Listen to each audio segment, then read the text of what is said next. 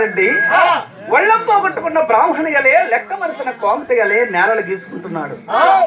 ఇంతకు ముందు అందరి దగ్గర నాకు తెచ్చిన ఇత్తనం గింజలు అసలు ఇచ్చిన పండితే కదా నాకు మొదలు ఇచ్చేదానికి అసలు ఇచ్చిన అందరికి నాకు ఎగరగొట్టినా ఎవరి కాడికి పోయిందమ్మా లేవనకుండా ఎవరిస్తారు? ముంతడు జొన్న ఇత్తనాలు కావాలనేది మా గంగమ్మ. నీ ముంతడు జొన్న ఇత్తనాలు నేను ఎవరి కాడికి పోవాలా అని ఆలోచన చేస్తున్నాడు. అటువంటి సమయంలో తన భార్య ఎలనాగమ్మ చూసింది ప్రాణనాథుని ముఖారవందం. నా భర్త ఎప్పుడూ చింత చేసిన వాడు కాదు, ఈ రోజు ఎందుకో చింత చేస్తూ ఉన్నాడు అడగాలనుకొని ఆ ప్రాణనాథుని దగ్గరికి చేరిపోయినది ఎలనాగమ్మ చేతులు దాగిపోయినది ఎలనాగమ్మ దండ ప్రవాణము చేసి ఇనవయ్య నా ప్రాణనాథ నా ప్రథమ బాంధవ కలవల సిరికాడ నా ప్రాంత భగవా గోనముద్దుమారెడ్డి ఇప్పుడు చింత చేసిన కారణమేమో చెప్పమని బలిగినది కులాంజన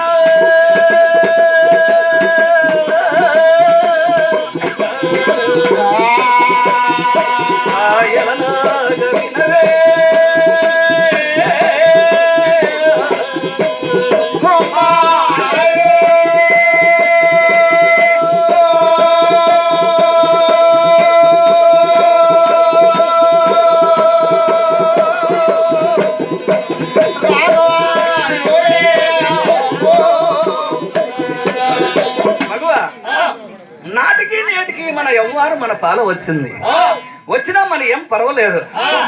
మనకు 7 కొప్పెర్ల రొక్కం వరం ఇచ్చింది. అయితే ఈ 7 కొప్పెర్ల రొక్కానికి ముంతడు జొన్న ఇత్తనాలు కావాలనింది. ఈ ముంతడు జొన్న ఇత్తనాలు నేను ఎక్కడ తేవాలా ఆలోచన చేస్తూ ఉన్నాను మగువ. అందుకేలా చింత చేస్తావయ్యా నా ప్రాణనాథ నా ప్రగోబాంధవ కలవల చలికాడ నా ప్రాంత భగవ గోనముద్దు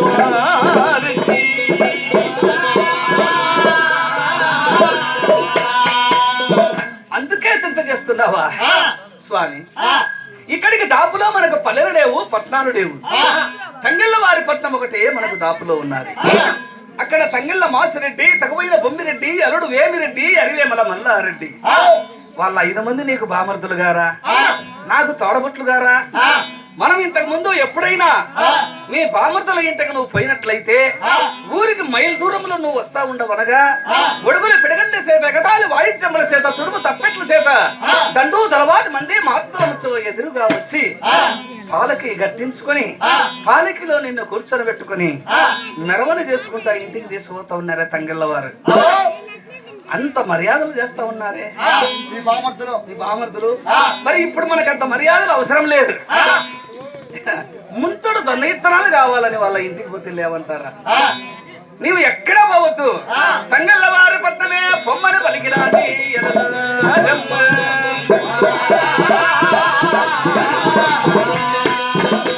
భార్య చెప్పిన మాటలు అతి మీరిపోలేదు గోరముద్దుమారెడ్డి. అయితే ఆ రాత్రికి గుడిసెలో పండుకున్నాడు. అప్పటికైనా ఇప్పటికైనా భార్య చెప్పిన మాట ఇచ్చేదే భర్త కన్నము, లేకపోతే వాడికి 3 రోజులు అన్నం కరివే. అంటే భార్య సంపాదించినది భర్త ఏం సంపాదించినా భార్య మాట వినాల్సిందే, వినాల్సిందే. లేకపోతే 3 రోజులు అన్నం కరివే. బయట వినాల్సిందే, ఎక్కడ చెప్పలే. అట్లే కాదు, భర్త సంపాదిస్తాడు, భార్య వండి పెడుతుంది.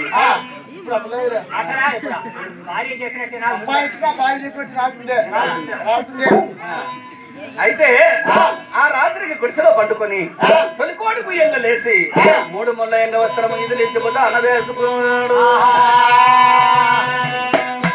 ఆ కంగళ్ళ వారి పట్టణానికి కాలిబాటలు పట్టినాడు. కరకరా కరకర పొద్దుపడిసే సమయానికి తంగళ్ళ వారి పట్నం చేరుకున్నాడు గోనముద్దుమారెడ్డి. అయితే ఆ తంగళ్ళ వారి పట్నంలో సందు విరసందు లేకుండా ఉన్నది. ఆ తంగళ్ళ వారి పట్నంలో ఈ గోనముద్దుమారెడ్డి నడిసి నడిసి నడిసి వస్తూ ఉన్నాడు. అటువంటి తంగళ్ళ వారి పట్నము కరకరా కరకర పొద్దుపడిసే సమయానికి ఆ తంగళ్ళ వారి గాజు స్తంభం గట్టిన పట్టుకొని నిలబడుకున్నాడు. తంగళ్ళ వారి ఇంట్లో, ఆ తంగళ్ళ వారి ఇంట్లో ఎట్లుంటాది?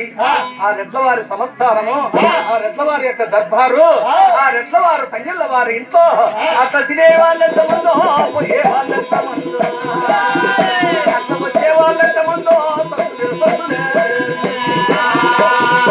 వచ్చే మనుషులు పోయే మనుషులు, మాట్లాడే వాళ్ళు, కూర్చుండే వాళ్ళు, పగపగా నవ్వే వాళ్ళు తంగళ్ళ వారి ఇంట్లో. అట్లా తినే వాళ్ళెంత మందో అటువంటి వాళ్ళల్లో ఒకరు కాకుంటే ఒకరన్నా ఏ ఊరు ఎక్కడ నీదని విచారించలేదు. కరకర పొద్దుపడితే సమయానికి పోయినాడు. కాజస్తంభము గట్టిన పట్టినాడు.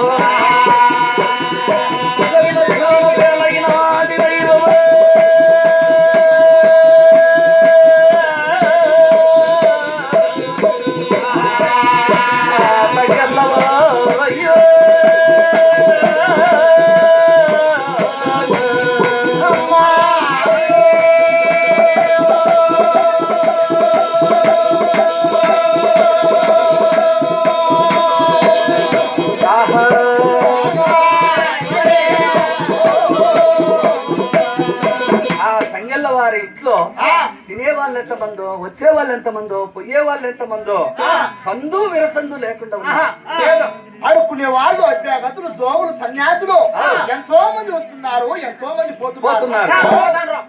చుట్టాలు, పక్కాలు, పెద్ద మనుషులు, చిన్న మనుషులు అందరూ ఆ ఇంట్లోకి వస్తున్నారు. ఒక్కరు కాకుంటే ఒకరన్నా ఏ ఊరు నీది, ఎక్కడ, ఎందుకు వచ్చినావు అని విచారించలేదు.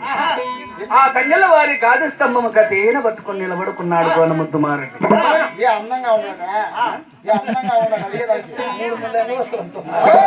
అయితే సరి మధ్యాహ్నం పేలైనాది. రోసగించుకొని పోదామా, కార్యం చెడిపోతుంది. ముందు జొన్నెత్తనాలు కావాలి కదా, రోసగించుకొని పోతే ఇంకెవరు ఇచ్చారు? ఎవరు ఇచ్చేవాళ్ళు లేరు అని అట్లే నిలబడి ఉన్నాడు పాపం. నిలబడి మధ్యాహ్నం దాకా నిలబడ్డాడు. సరి మధ్యాహ్నం పేలప్పుడు అందరికంటే పెద్దవాడు వేమల మల్లారెడ్డి స్నానపోన నిశ్చయ వైదేశి భోజన పదార్థం భుజించి తాంబూలం వేసుకుంటూ పట్టమంచం పానుపు లేకపోతే మీద కొలువు తీరి బావమ్మగారు చూసినాడు. బావని చూశాడు.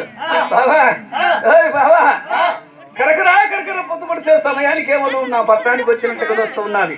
అయినా బావా, నీ సక్కదల సముద్ర విలాసము చూస్తే మా ఇంటికి ఎరకలి యానాది వాళ్ళు ఎంతో మంది వచ్చేది గద్దు, పోయేది గద్దోయి. అటువంటి వాళ్ళలో నేను ఎవరని కనుక్కుంటాం? అంటే 3 ముళ్ళ అంగవస్త్రం భుజాన వేసుకొని, 3 ముళ్ళ అంగవస్త్రం కట్టుకొని అడుక్కునే వాళ్ళు, అభ్యగతులు, రోగులు, సన్యాసులు అంతకంటే హీనంగా ఉన్నాడు. అటువంటి వాండ్లలో నిన్ను ఎవరని కనుక్కుంటాం? అయినా మరి ఏం పర్వాలేదు, నువ్వు వచ్చిన పని ఏమో చెప్పు అన్నారు తంగళ్ళ వారు. ఎరిసి చెబుతున్నా బామర్తులారా, ఎరువక నేను చెబుతున్నా అన్నాడు గోనముద్దుమారెడ్డి. ఎరిసేం భయమేం ఎట్లో చెప్పు బావా అన్నాడు. ఏం లేదోయ్ బామర్తులారా, పరమట మైలొట్టి నాది చెంగలంచి వర్షం కురిసినది. నా ఉండగలిగిన భూమి ఏదో కాస్త సేద్యం చేసుకున్నాను. ఆ భూమిలో ఇత్తనం ఎత్తుకుండేదానికి ఇత్తనం లేక ముంచడు జొన్న ఇత్తనాలకై నీ ఇంటికి వచ్చినాను అన్నాడు గోనముద్దు మారెడ్డి. జొన్న ఇత్తనాలకు వచ్చినాడంట. జొన్న ఇత్తనాలు అనగానే 5 మంది బామర్దులు పక్కన నవ్వుకున్నారు. నవ్వి ఏమన్నారు బావను పట్టుకుని, బావా ఇరవై బావా గోనముద్దు మారెడ్డి, జొన్న ఇత్తనాలు లేకపోతే మా దగ్గరికి వస్తావు, కట్టబట్టలు లేకపోతే మా దగ్గరికి వస్తావు, లేకపోతే మా దగ్గరికి వస్తావు, ఇక్కడైతే నీ కాపురము ఎన్నాళ్ళంట ఏగిస్తాము, ఎన్నాళ్ళంట తొగిస్తాము. బామర్ది వాడి ఇంటి గారికి జొన్న ఇత్తనాలకు రావడానికి నీకెంత సిగ్గు లేకపోయాము. బామర్ది వాడి ఇంటి గారికి జొన్న ఇత్తనాలకు రావడానికి మెడకు వేసుకొని అమ్మా